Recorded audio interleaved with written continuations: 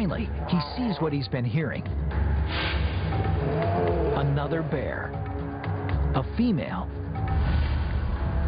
Ordinarily, he might not give her a second glance when he's this hungry. But it's early spring, polar bear breeding season, and he's hardwired to pursue her. But just as he's about to engage the female, competition moves in. Another male challenges him in a clash for mating rights.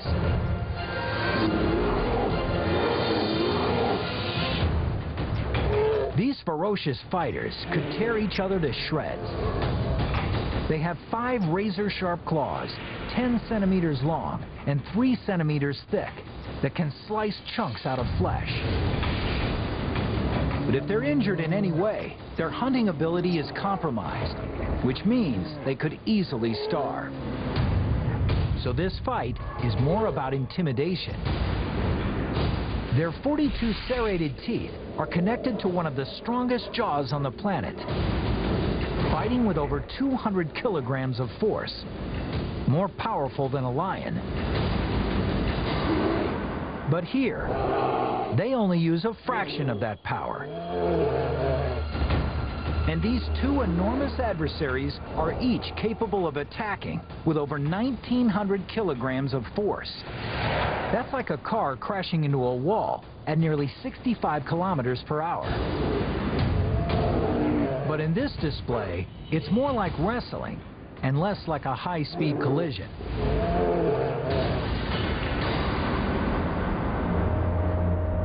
The challenger is intimidated by our male's claws, teeth, and power. So he submits. And with his dominance firmly established, the male takes his mate.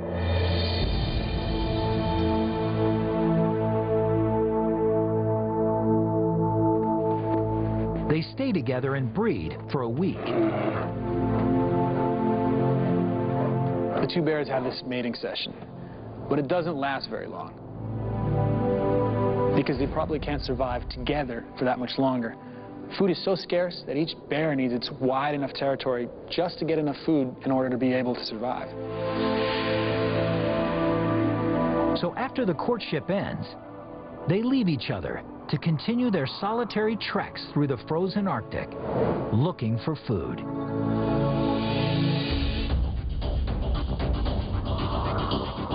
He satisfied his primal instinct to breed, but the battle to win his mate cost him energy he can't afford to lose. Because this winter, he's falling way short of his seal quota. He's burning thousands of calories a day, yet consuming none. And worse yet, it's the brink of summer, when just over half of the 15 million square kilometers of Arctic ice melts, and the bear's hunting ground literally disappears from under his feet.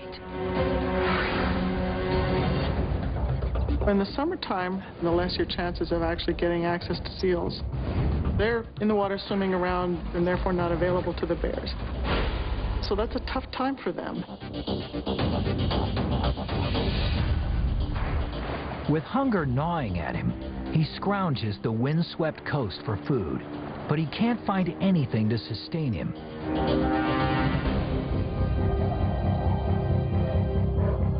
Too weak to hunt, he'll have to spend the summer scrounging for tiny sustenance, like eggs in kelp, conserving whatever energy he has left.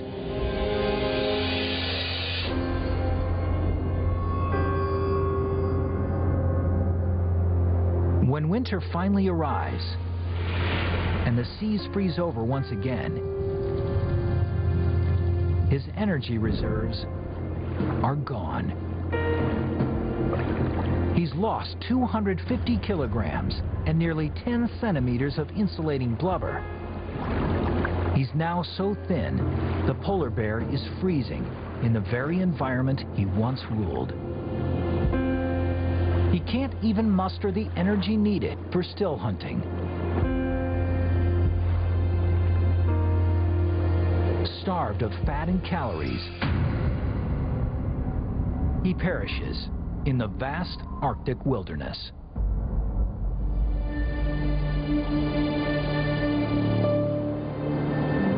This bear may have lost the ultimate battle, but a part of him lives on. 8 months ago, he mated with a female, and 80 kilometers north, in a cave carved out of snow, his 2 tiny cubs are born.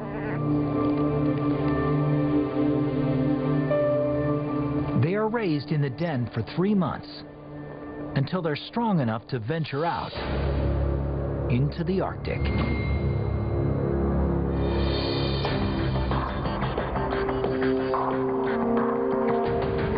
Leading up to the cub's birth, the mother had to kill twice as much as an average female to gain the 200 extra kilograms of fat she needed to get through the birthing season.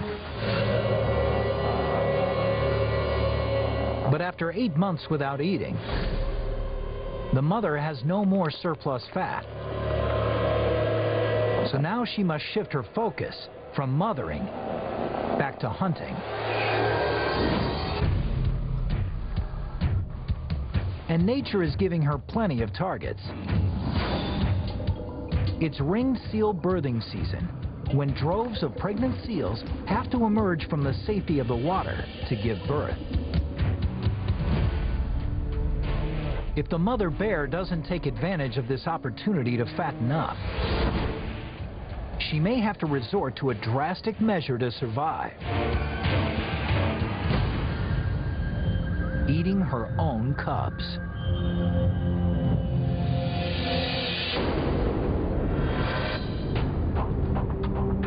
Over a kilometer away, a pregnant ringed seal comes onto the ice.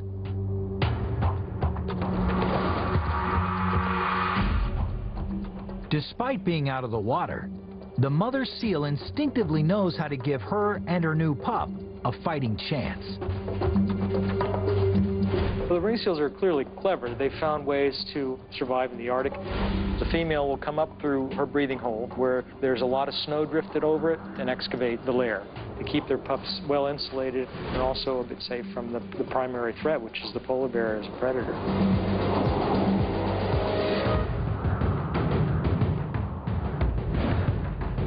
She starts with one central chamber, designed to shield her and her pup from the elements. Even though it's 26 below outside, it's a balmy 0 degrees in the lair. But more importantly, the seal ingeniously creates multiple hiding places, which increase her odds of survival. If an invading polar bear hits the wrong chamber, the seal has a fighting chance to escape into the sea.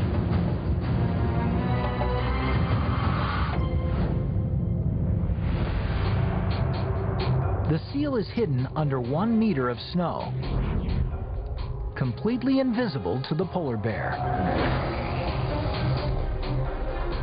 But being invisible doesn't make her invincible, because the bear is heading right towards her.